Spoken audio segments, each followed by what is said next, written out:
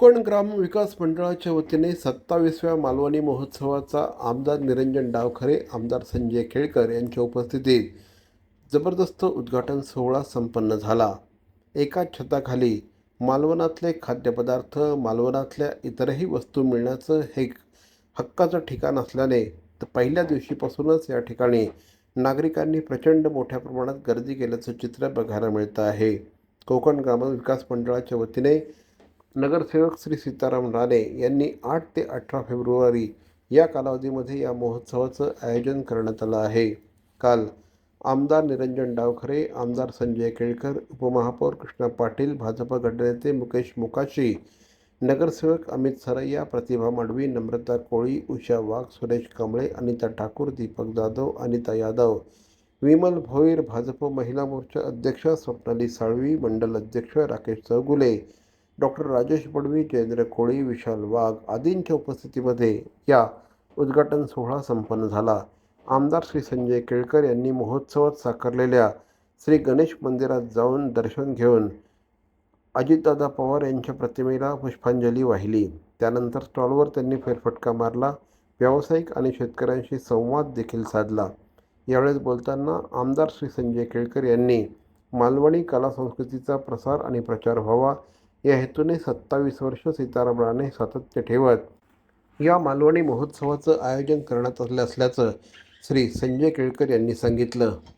यावेळेस बोलताना सीताराम राणे यांनी कोकणातील माणसाने या मालवणी महोत्सवाच्या माध्यमातून गेले 27 वर्ष कोकणचं नातं शहरवासियांशी जोडून ठेवलं असून एक प्रकारे चळवळ जिवंत ठेवली आहे.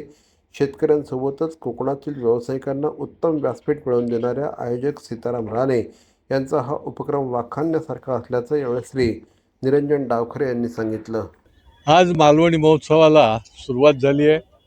हे 27वं वर्ष आहे आणि ग्रामविकास मंडळ आणि सीताराम राणे यांच्या पुढाकाराने दरवर्षी नाविन्यपूर्ण अशा प्रकारचा हा उत्सव भरतो आणि विविध म्हणजे मंदिरसुद्धा आहे.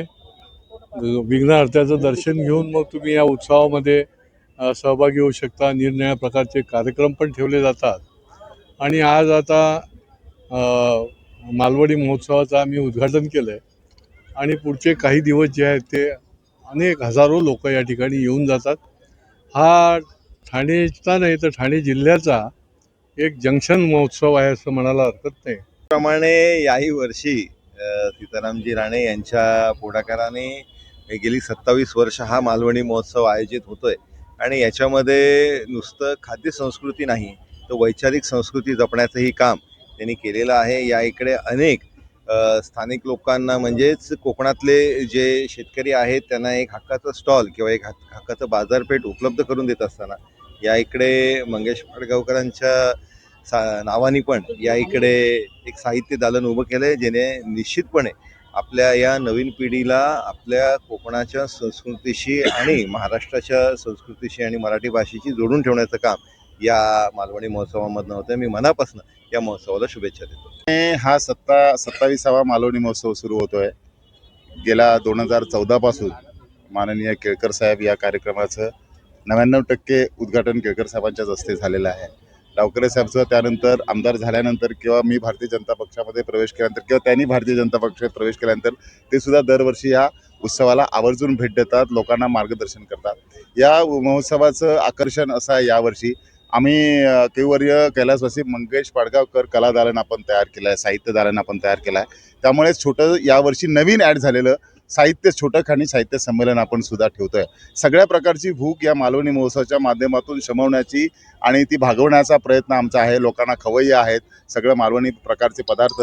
त्याचप्रमाणे व्यावसायिकांना आपण संधी देतो आहे. कोकणातल्या शेतीपूरक व्यवसाय करणाऱ्यांना व्यापारपेठ मिळवून देण्याचा प्रयत्न करतो आहे. त्याचप्रमाणे या भागामध्ये आता नवीन तरुण जे काव्य किंवा वाचनप्रेमी आहेत त्यांच्यासाठी, साहित्यप्रेमी आहेत त्यांच्यासाठी आपण साहित्य संमेलन यावर्षी नवीन सुरू केलेलं आहे. नेहमीप्रमाणे बाकी सर्व आहेच, डबल बारी आहे, दशावतार आहे आणि एक यावेळी नवीन माझं दरवर्षी असतं त्याप्रमाणे एक व्याख्यान आपण ठेवलं आहे गणेश शिंदे यांचं. ते व्याख्याते मोठ्या प्रमाणात त्यांच्या व्याख्याला गर्दी असते.